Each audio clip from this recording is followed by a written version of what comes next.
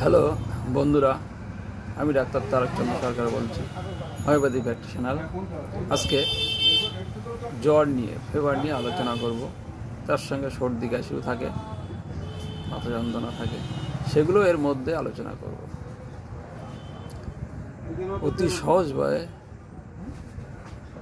Homeopathy ওষুধ কীভাবে ব্যবহার করা যায়, যারা নতুন প্র্যাকটিস করছে তাদের জন্যে খুব প্রয়োজন। অল্প করা মেডিসিন যেগুলো সবসময় প্রয়োজন, সেই মেডিসিনগুলো নিয়েই আলোচনা করব। প্রথমে আসা যাক অ্যাকোনাইট। যদি শীতকালে উত্তরে বাতাস বা পশ্চিমে বাতাস, উত্তর পশ্চিমে বাতাস লেগে হঠাৎ যদি জ্বর আসে, সর্দি কাশি হয়, খুব অস্থিরতা, জল পিপাসা থাকে, জল পিপাসা যদি থাকে, সেক্ষেত্রে আমরা অ্যাকোনাইট ব্যবহার করতে পারি। জল পিপাসাটা প্রচুর পরিমাণে থাকে, অনেকটা করে জল খায়। আর্সেনিক কিন্তু আবার অল্প অল্প জল খায়, কিন্তু অস্থিরতা আর্সেনিকও আছে, অ্যাকোনাইটও আছে। শীতকালে বেশি দেখা যায়, এরা অতিরিক্ত গরমে হয়, তবে শীতকালে অ্যাকোনাইটটা বেশি ব্যবহার হয়। এবার আসা যাক হেপার সালফারও শীতকালে উত্তরে হাওয়ায় দেখা যায় জ্বর সর্দি কাশি থাকে, এরা রাত্রের দিকে বা সন্ধ্যেবেলা বিকালের দিকে এটা বাড়ে। যদি শীতকালে পেশেন্টের নাক বন্ধ হয়ে যায়, দুই নাকই বন্ধ হয়ে যায়, শোয়ার সঙ্গে সঙ্গে সন্ধ্যেবেলার দিকে বা রাতের দিকে শোয়ার সঙ্গে সঙ্গে নাক বন্ধ হয়ে যায়, কাশলে বুকের মধ্যে ভর ভর আওয়াজ হয়, শীত করে জ্বর আসে বা শীত ভাব থাকে, সেক্ষেত্রে আমরা হেপার সালফার দেবো। হেপার সালফার দিলে অবশ্যই কাজ হবে। যদি নাক বন্ধ থাকে দুই নাক, সেক্ষেত্রে হেপার সালফার দিলে কাজ হবে। আর যদি ভোরের দিকে বা শেষ রাত্রের দিকে নাক বন্ধ থাকে, সেক্ষেত্রে আমরা এমন কাপ দেবো। এমন কাপের চেয়ারটা একটু মোটা সোটা হয়, জ্বর থাকে, কাশি থাকে শেষ রাত্রের দিকে, আর শেষ রাত্রে যদি নাক বন্ধ থাকে, সেক্ষেত্রে আমরা এমন কাপ ব্যবহার করবো। এমন কাপ কাজ হবেই। আর প্রথম রাত্রে হেপার সালফার, এগুলো সবই শীতকালে বেশি ব্যবহার হয়। এবার আসা যাক রাস্টক্সের ক্ষেত্রে। রাস্টক্স, ন্যাট্টাম সাল্ফ, এগুলো বর্ষার সিজনে বা ড্যাম ওয়েদারে বেশি দেখা যায়। জলে ভিজে বা জলে কাজ করে, বর্ষার জলে, বৃষ্টির জলে ভিজে যদি জ্বর সর্দি কাশি লাগে, এটা রাস্টক্স সন্ধ্যেবেলায় বাড়ে, রাত্রে বাড়ে। গায়ে ব্যথা থাকে, অস্থিরতা থাকে, চুপচাপ থাকতে ভালো লাগে না। আর জিভটা যদি অগ্রভাগ লাল থাকে, এটা ত্রিভুজাকৃতি বলা হয়, রেড ট্যাঙ্গুলার জিভটা থাকে, সেক্ষেত্রে আমরা রাস্টক্স ব্যবহার করি। কিন্তু এটা পাওয়া যায় না। জিভের মাথা যদি লালচে ভাব থাকে, সেক্ষেত্রে আমরা রাস্টক্স ব্যবহার করতে পারি। আর ন্যাট্টাম সাল্ফ, জিভটা থাকবে হলুদ ইয়েলোইড কোটেড, জল পিপাসা থাকবে, পায়খানা একটা আওয়াজ থাকবে, ফড়ফড় আওয়াজ হবে, ফ্যানের চারিদিকে লেগে যায়, গ্যাস থাকে, বমি ভাব থাকে, সেক্ষেত্রে আমরা ন্যাট্টাম সাল্ফ ব্যবহার করতে পারি। কাশি হলে বুকের বাম সাইডে ব্যথা করে, চেপে ধরে, ব্যারোনিয়ার ডান সাইডে চেপে ধরে। কাশি হলে কফ ওঠে, হলুদ রঙের ন্যাট্টাম সালফে, ব্যারোনিয়ারও হলুদ রঙের। এবার আসা যাক ডাল কামড়া শীত গরম হয়ে যায়, রাত্রে শীত দিনে গরম, এই সময় আমরা ডাল কামড়া ব্যবহার করি। এই সময় এলিয়াম সিপাও ব্যবহার হয়, ইউফেসিয়াও ব্যবহার হয়।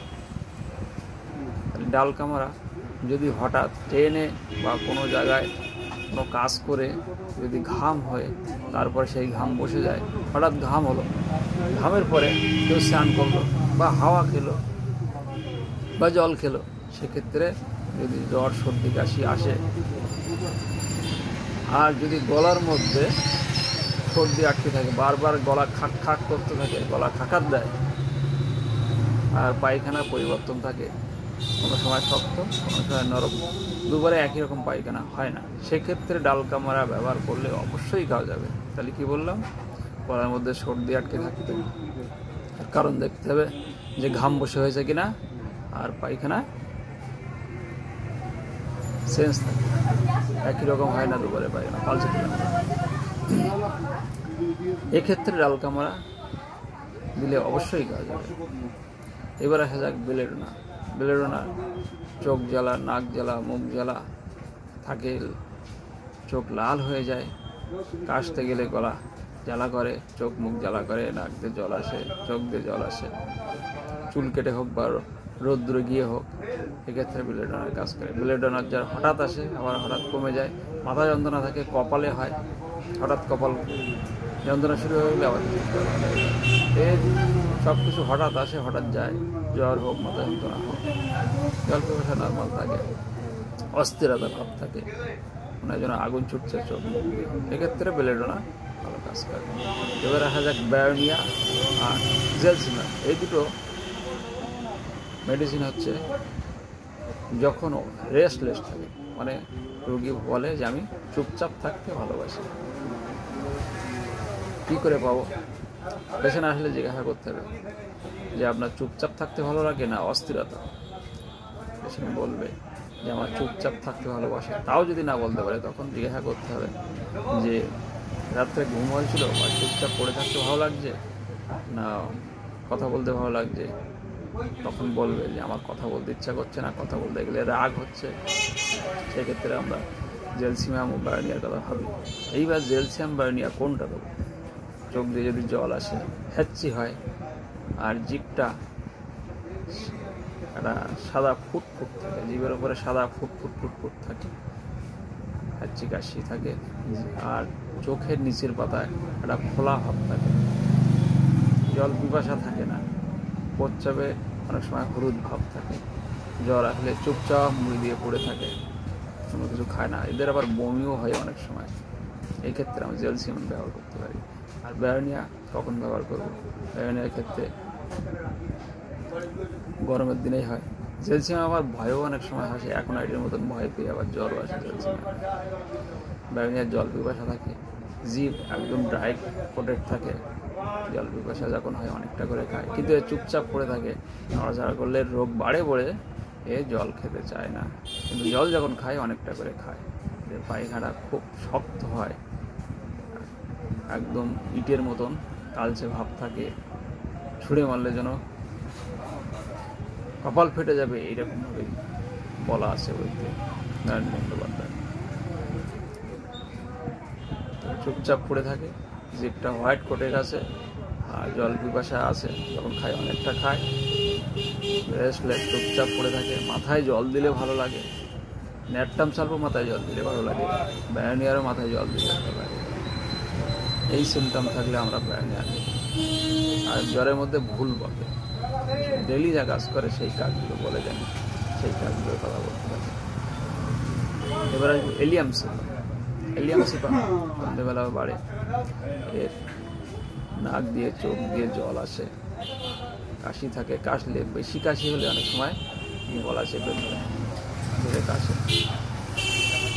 এর নাক জ্বালাটা থাকে, ইউফেসিয়ার চোখ জ্বালা থাকে, আর এলিয়াম সিপার নাক জ্বালা থাকে। আর্সেনিকের আবার নাক জ্বালা, চোখ জ্বালা সবই থাকে, বেলেডোনারও চোখ জ্বালা, নাক জ্বালা সবই থাকে। এই পার্থক্য তো করতেই হবে। এলিয়াম সিপার শুধু নাক জ্বালা থাকে, চোখ দিয়ে জল আসে, নাক দিয়েও জল আসে, হ্যাচ্ছি হয়, নাক জ্বালা থাকে, সকালে বিকেলটা বাড়ে।